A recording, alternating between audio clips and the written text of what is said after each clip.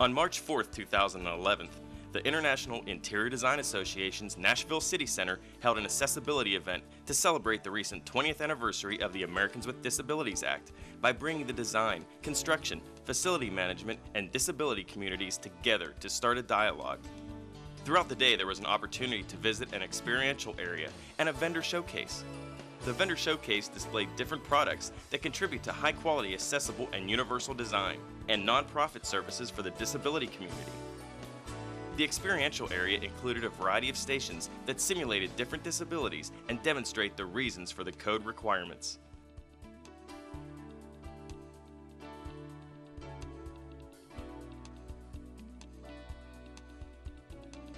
About 14 years ago, I was diagnosed with rheumatoid arthritis.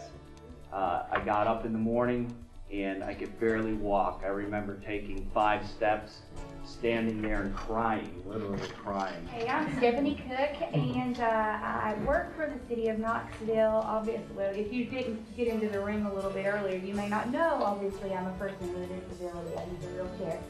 So access is very important to me. Part of my role with the city, I look at the accessibility of our facilities, the accessibility of our programs, and as important to me personally, the equal treatment and full inclusion of people with disabilities in city government.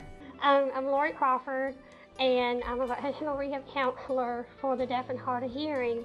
I look at this opportunity as another step along the road to freedom for persons with disabilities. And we've picked up another group here today, the IIDA, and I think that that's a great thing.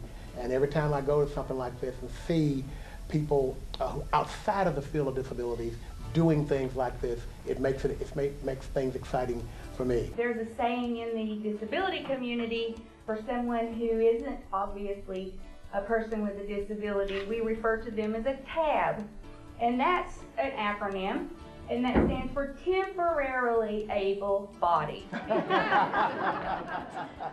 Well, I was born able-bodied, but that was a temporary situation.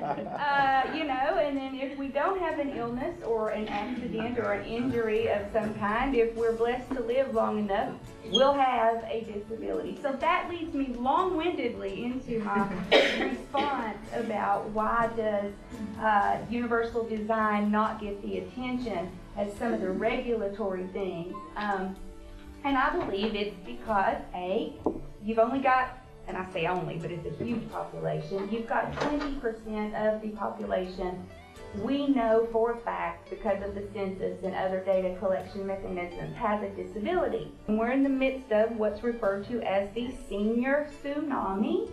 So people who are of the baby boomer generation, they're retiring at rapid rate, they're living much, much longer and healthier lives, but as a result of living those longer lives, their bodies are getting now to where they're going to require some universal design. And I just don't think that as a society we've yet connected those two dots. You know, when we think of someone with a disability, we think of a wheelchair or a walker or somebody who may be blind or deaf. Those are disabilities in our minds, but we forget or don't understand that about 80% of people with disabilities are those disabilities you cannot see by looking at the person. Every day I go to work knowing that somewhere along the way, someone benefited from something that we did in that office, and that is a great feeling for me. Prior to that, I also had an opportunity to work at the VA hospital in Murfreesboro for 5 years. We have started one of the first vocational rehabilitation programs for veterans in the country there, and it was neat to learn that. And of course, you know, and unfortunately, things go that what come around goes around comes around again. We're back in with wars and things. That a lot of the veterans now are returning to universities with or with disabilities with the war. So they are working with students and working with people. I mean, they're exciting. They're looking for things and looking for ideas and looking for places and looking for a part in life. And working at a university really does that.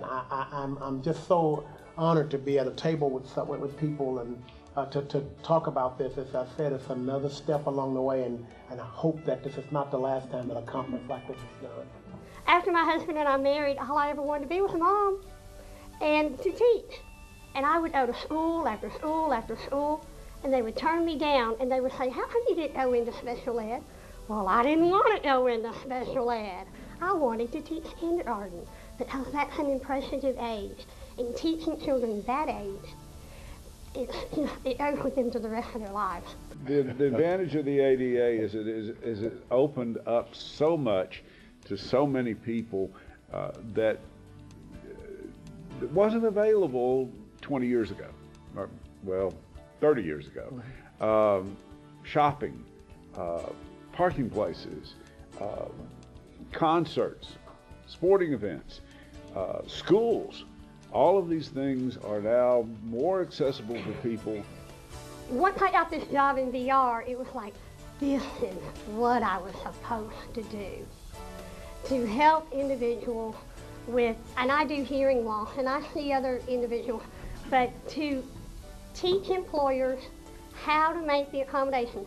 You think communication is hard with the deaf and hard of hearing, and it's really not that hard. Technology makes it easy. And so this has turned out to be the career of my dreams. I particularly love the 2010 standards for accessible design because they're much more clear and don't leave as much room for interpretation as the previous version. Congress has recently passed an ADA Amendments Act that primarily looks at employment, but it also has put into place some accessibility standards for things like college dormitories, for things like homeless shelters. Believe it or not, we don't have a fully accessible homeless shelter here in Nashville. For some reason, people don't think, I guess, that folks with disabilities become homeless. Well, I work with people looking for housing. Believe me, I can tell you they do. Having a disability, sometimes you have to, I do this balance thing a lot of times, is that you're so appreciative when you get something for the first time that you've never had before versus what really needs to be there. There's a good reason to involve people with disabilities in design or creating standards like this, because if you don't, how would you ever know what it is they need? How would you ever know what it is that works and doesn't work? So there's a lot of really good design requirements in the ADA. One thing I meant to mention earlier, Jim, when you were talking about is there anything that isn't in the ADA that ought to be? Two things. One, the reason behind some of what might be considered the oddest reasons or requirements for accessibility. I'll give you a great example. One is, if you notice, if you're in the elevator industry and you know there's a requirement for, I call them dings or audible dings or noises depending on which way the floor is going. How many dings are required for going up? Anybody know? One. What about going down? Well, what does that matter? This is where I think the ADA could do a little bit better. If there was just a side note in there to say, when you have an elevator, you push the button to call that elevator and you hear one ding, that means you're going up. If you can't see the direction of the arrow to indicate that that particular elevator is going up, you have to have the one ding. In some of the areas, the ADA has made a lot of changes, and that's great. But I know that for ours, they always talk about the expense of what it's going to cost because it's technology that has to be brought in, and when that individual leaves, it has to be moved. The expense is not as great as employers think it is, and it's a whole lot easier to make those accommodations, but sometimes they don't know where to go. They don't know who to contact. And I get contacts all the time, so how can we do this? And I talk to them, and it's a little bit easier for me because I can put myself in their shoes and say, okay, if I were totally deaf, this is how it would work for me. And so that's been a good thing with my job, but I think that it could improve more for the individuals that I work with. Those are things that only training we'll take care of. And it's a constant matter of training, particularly in this one convenience store where I was doing these surveys, was, you know, where you have turnover of employees every month. It's important for employers and for designers and people who manage buildings to kind of retrain those employees every once in a while, keep them up to date with the fact, or remind them of the fact that you need to keep aisles clear. You don't need to block sidewalks. You don't need to block doors. So, you know, maintenance of effort's a big thing. Flashing lights in homes when someone pushes a doorbell alerts them that someone's at the door.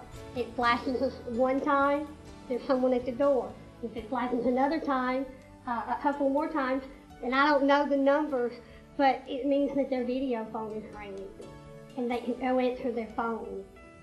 Lights are real important, even when you're sleeping. I have clients all the time, well, I can't hear the alarm clock to get up to go to work. What do I need to do? They have shakers that they put under their pillows, and they set the alarm clock, and when the alarm goes off, they shake them. Well, I have a human shaker. When my alarm goes off, but if you live alone, it's really great to have the technology. And I think that when you're building apartment buildings and when you're building factories and warehouses, you need to take into account that someone may not hear. And flashing lights is an easy way to get their attention. That to me is exciting. I can travel, if I get a good orientation and mobility person, I can travel to across the parking lot and get a cup of coffee. I can walk to work every day. I can do the things that people do. So those things are all exciting for there. Are we there all the way there? No, but life's a journey. Let's don't do it too fast. Let's take our time and get there. And a conference like this, getting people who are the minds of designing and organizing and planning things, we'll get there. We'll get there. I'm convinced of that.